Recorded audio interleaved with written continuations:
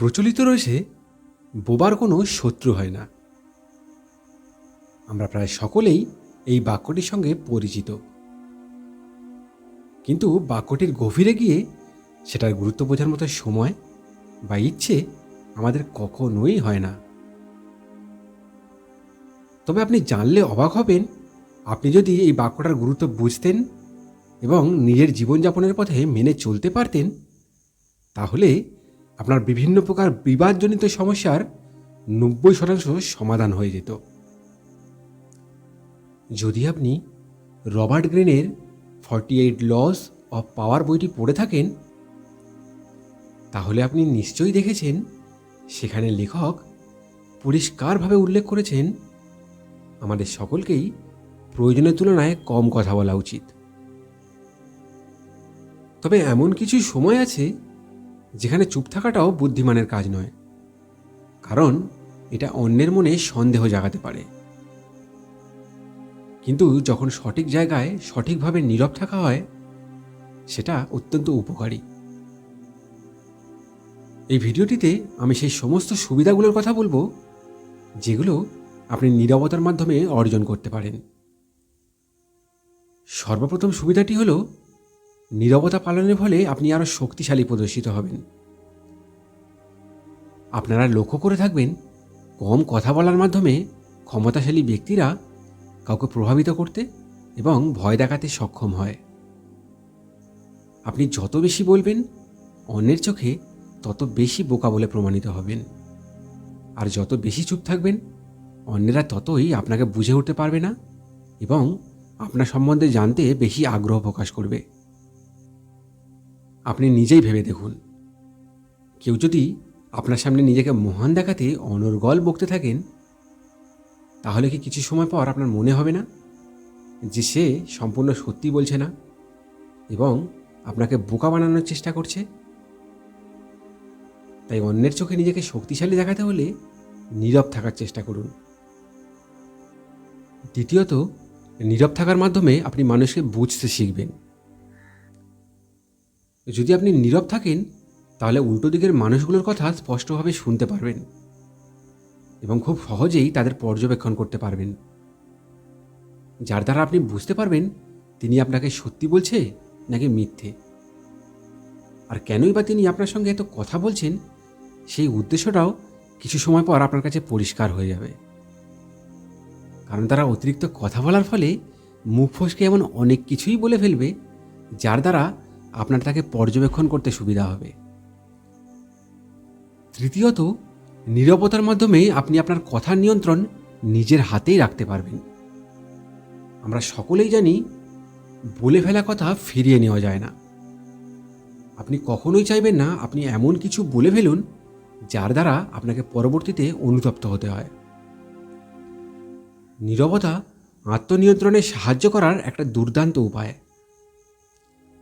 কখনো কখনো আপনার ঊর্ধ্বতন ব্যক্তিরা আপনার সঙ্গে দুর্ব্যবহার করতে পারে। তখন আপনার মধ্যে যদি নিয়ন্ত্রণ না থাকে, তাহলে আপনি তাকে দুটো ভালো মন্দ কথা বলে ফেলতে পারেন কিংবা তাকে মেরে বসতে পারেন। তার ফলে আপনি হয়তো তাৎক্ষণিক সন্তুষ্টি পেতে পারেন, কিন্তু পরবর্তীতে আপনাকে তার কঠিন মূল্য পরিশোধ করতে হতে পারে। তাই সেই মুহূর্তে নিজের আবেগকে সংযত রেখে শান্ত হন এবং আবেগ প্রকাশ করার পরিবর্তে একটি কৌশলগত প্রতিক্রিয়া দেখানোর পরিকল্পনা করুন। নীরবতা আপনাকে পরিস্থিতি সঠিকভাবে মোকাবিলা করতে সাহায্য করে এবং আপনি পরবর্তীতে কি বলতে পারেন তা ভাববার সুযোগ দেয়। সবসময় মাথায় রাখবেন, আপনার অহংকার পরিবেশন করা আপনার জীবনে আপনি যা চান তার থেকে অনেক দূরে নিয়ে চলে যায়।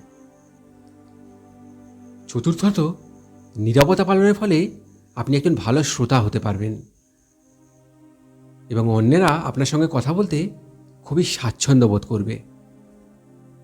কথোপকথনের সময় সাধারণত প্রত্যেকটা মানুষই নিজেই বেশি বলতে চায়। অন্যের কথা ধৈর্য সহকারে মন দিয়ে শোনার ক্ষমতা খুব কম মানুষেরই থাকে। তাই আপনি যদি ভালো শ্রোতা হয়ে অন্যের কথা মন দিয়ে শোনেন, তবে তারা আপনার সঙ্গে কথা বলতে স্বাচ্ছন্দ্য বোধ করবে, যার ফলস্বরূপ আপনাকে বিশ্বাস করে একটা সময় তারা তাদের অনেক গোপন কথাও বলে ফেলতে পারে। আপনি যদি কম কথা বলতে এবং বেশি শুনতে স্বাচ্ছন্দ্য বোধ করেন, তবে আপনি আরও বেশি স্মার্ট দেখাবেন। সবশেষে ছোট্ট একটা গল্প বলি আপনাকে। একটি পরিবারে শাশুড়ি ও বৌমার প্রায় প্রতিদিনই বিবাদ লেগে থাকত। বৌমা যতই ভালো হওয়ার চেষ্টা করুক না কেন, শাশুড়ি কোনো না কোনো কারণ নিয়ে ঠিক ঝগড়া করতেন। একদিন বৌমার সহ্য করতে না পেরে বাপের বাড়ি চলে গেল এবং বাবাকে গিয়ে সমস্ত বিষয়টা জানালো। তার বাবা তাকে একটি সাধু বাবার কাছে নিয়ে গেলেন, যিনি গ্রামে খুবই প্রসিদ্ধ ছিলেন। সাধু বাবা তার সমস্ত বিষয়টা শুনলেন এবং তাকে একটি মাদুলি দিলেন।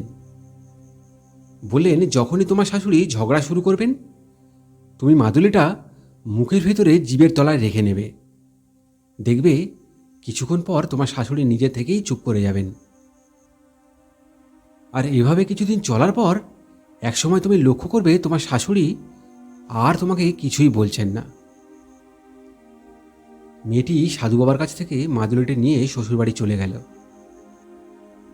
এরপর থেকে শাশুড়ি যখনই তাকে কোনো কিছু নিয়ে খিটখিট করতে শুরু করতেন, সে সঙ্গে সঙ্গে কোনো কথা না বলে মাদুলিটা মুখে ঢুকিয়ে নিত। এভাবে কিছুদিন চলার পর আশ্চর্যজনকভাবে তার শাশুড়ি তার সঙ্গে প্রায় কথা বলাই বন্ধ করে দিলেন।